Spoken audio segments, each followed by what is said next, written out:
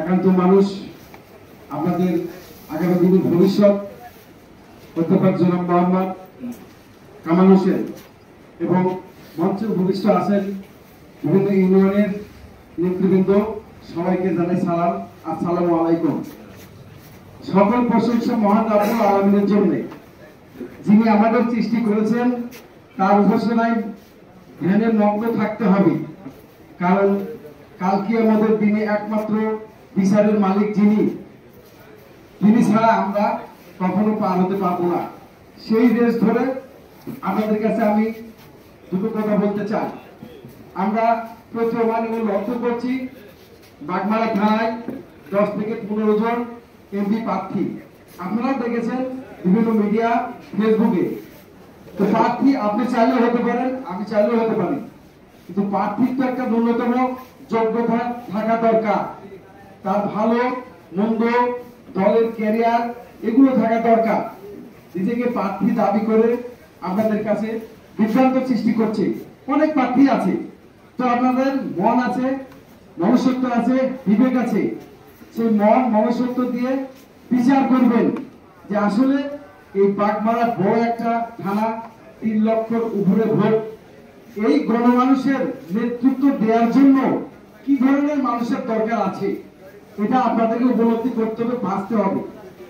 কারণ এই বাগমারা যেন তেন প্রার্থী নামমাত্র এদেরকে দিয়ে চালানো সম্ভব হবে না। এটা শুধু আপনারা না, আমরাও উপলব্ধি করব। এখান থেকে শুরু করে বিএনপির যতগুলো মিডিয়া আছে, বিএনপির সেন্ট্রাল পর্যন্ত দেশনায়ক তারেক জিয়া উনি এগুলো অবজার্ভ করছে, নোট রাখছে, সেগুলোকে বিচার বিশ্লেষণ করছে, করার পরেই কিন্তু প্রার্থিতা দিবে। আপনারা যারা আছেন, আমরা যারা আছি, আমাদের তো এরকম একটা বিবেক আছে যে আগামী দিনে এই বাগমারাতে ধানের শীষের কান্ডারি কি হবে, কি হতে পারে, সেগুলো কিছু আলামত আছে। তাদের প্রোগ্রাম, ব্যাকগ্রাউন্ড, সততা, ভদ্রতা, নম্রতা সবই কিন্তু তার মধ্যে পড়ে।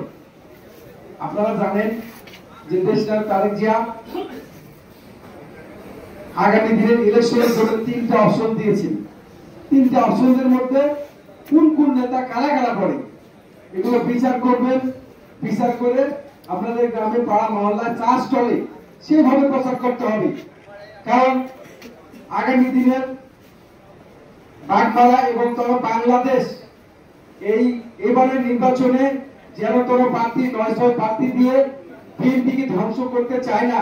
তাই আগামী দিনে প্রার্থীটা শক্তিশালী, বলিষ্ঠ এবং সৎ, নম্র, ভদ্র হতে হবে। সেটাই কিন্তু হবে। আপনারা উপলব্ধি করবেন, সেভাবে প্রচার প্রচারণা করবেন। দেখবেন এই বাগমারা একটা বিএনপির ঘাঁটি ছিল, আবারও বিএনপির ঘাঁটিতে পরিণত হবে। এমন লোককে ডিসাইড করবেন, সিদ্ধান্ত নেবেন, সে লোক যেন দুর্নীতিমুক্ত হয়, সহজ সরল। কামাল ভাই আগে বলে গেছেন, আমার কাছে আসার জন্য কোনো মিডিয়া দালাল লোক ধরতে হবে না। আপনারা নিজেই দেখছেন না, নিজে আসতে পারবেন, বুকে সাহস রাখবেন। আপনি যাইতে পারবেন না কেন, আসতে পারবেন, কথা বলতে সবই হবে। তবে মিডিয়া ধরে দালাল ধরার সাথে নিজেই ভালো। তো এই কথা যিনি বলেছেন, এটা কিন্তু অনেক বড় কথা।